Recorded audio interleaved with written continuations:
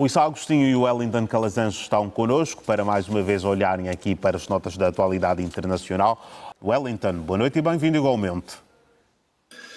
Boa noite, Dorival Aleixo, boa noite, Issa Agostinho, e a você assistindo ao Hora 10. É sempre bom estar aqui. Wellington, também queremos ouvi-lo aqui à volta destes pontos que o Issa acaba de avançar. Por um lado, daqui a pouco já não existirão mais zonas seguras, se formos a julgar por este alastramento que vai acontecendo. E, por outro lado, tudo isto acaba por sugerir que Netanyahu receba, de facto, este tratamento? Olha, o mais importante aqui do comentário do Issal é exatamente o risco que os organismos internacionais passam a correr na medida em que a omissão está decretada. Né? Está muito claro que existe uma proteção para um determinado grupo, e enquanto em outros casos existe uma medida rápida e extrema. E daqui a pouco vamos comentar sobre isso também, na questão da Venezuela. Então, é muito fácil de identificar. Com isso, a credibilidade do Tribunal Penal Internacional, o TPI, está completamente comprometida. Isso já não tem mais o que questionar. E vai chegar um momento que ele vai ser desrespeitado e que muitos países vão deixar de ser signatários pela, como se diz, inexistência de aplicabilidade. Até porque ninguém quer ser signatário de um acordo que só prejudica a determinados grupos e favorece a outro determinado grupo, né? Que todos nós sabemos de quem estamos falando. É a chamada mão invisível. Certo. Vamos então agora olhar para o próximo assunto desta noite, e é exatamente para o referendo na Venezuela que nós vamos olhar. A maioria dos venezuelanos concorda, portanto, em anexar o território que é administrado pela Guiana. Nós estávamos aqui já a fazer referência, ou Wellington fazia referência a este ponto que vamos aqui abordar, e é sobre esse equívoco que nós vamos agora olhar, pois os venezuelanos, afinal, como já fiz referência, disseram sim, em referendo, claro, não vinculativo a esta intenção de Nicolás Maduro. Como é que nós podemos olhar aqui para esta decisão e, em parte, para esta aceitação também, Wellington? Ora, é um direito da Venezuela e, ao contrário do que todos dizem sobre a Venezuela, de que é uma ditadura, um referendo é nada mais democrático do que uma decisão consultada através das urnas, não é?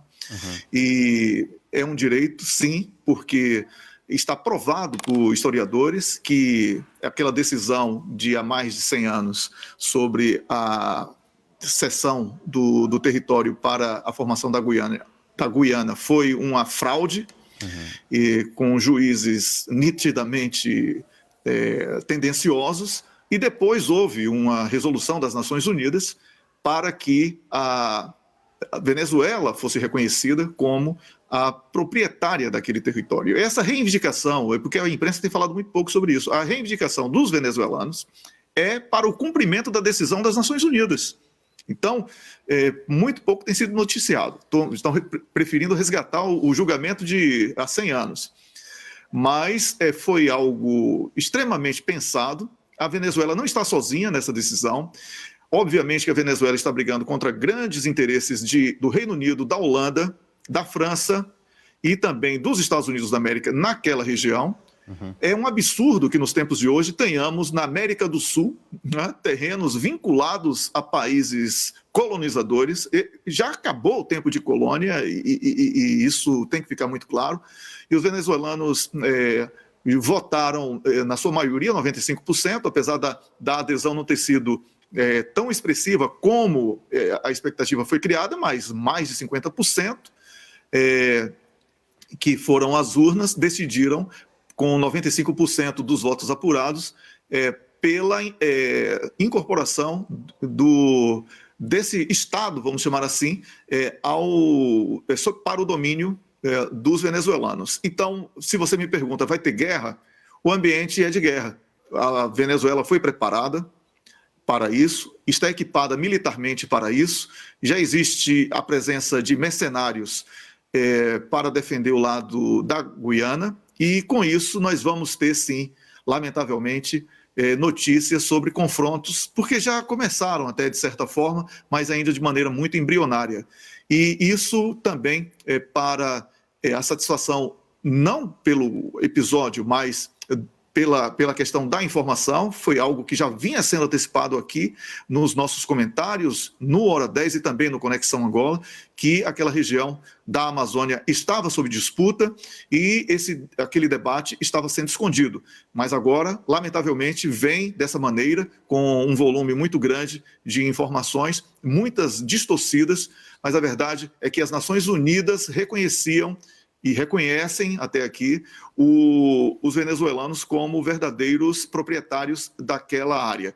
Agora, só para complementar, e porque mencionei antes o TPI como algo que pode passar a perder totalmente a credibilidade, é porque o TPI na sexta-feira votou com uma advertência para que os venezuelanos...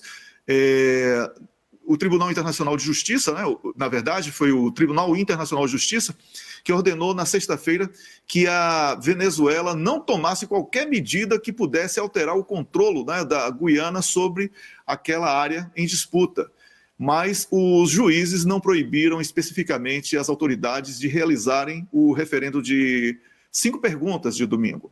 Então, com isso, nós vemos aí mais um caso em que há uma celeridade dos organismos internacionais para a defesa de determinado grupo, enquanto em outros casos existe a morosidade, o que coloca esses tribunais aí sob séria ameaça de imagem e de credibilidade, Dorivaldo.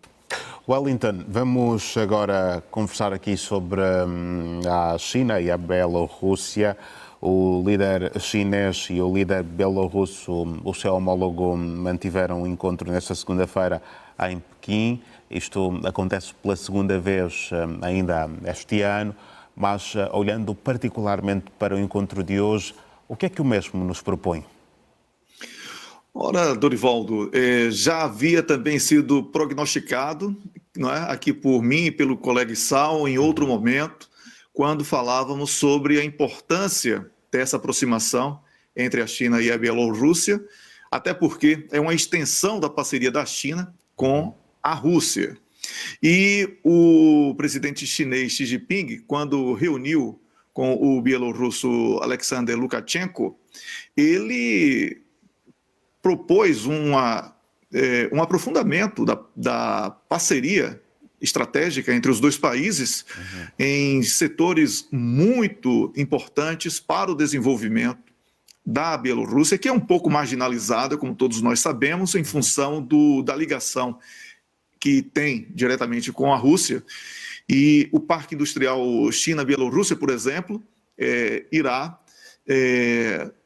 promover uma série de vantagens para ambos os países, postos de trabalho em especial, e o fortalecimento dos intercâmbios econômicos e comerciais. E também, uma coisa que foi muito destacada na imprensa chinesa, Dorivaldo, foi o intercâmbio interpessoal da juventude da China com a Bielorrússia, para que haja uma melhor compreensão cultural entre os dois países e, com isso, as próximas gerações possam estar muito mais integradas do que atualmente, o que também não deixa de ser visto como algo interessante do ponto de vista estratégico, mas nenhuma novidade para quem acompanha as notícias da China, um país que sempre procura desenvolver projetos mas de muito longo prazo, né?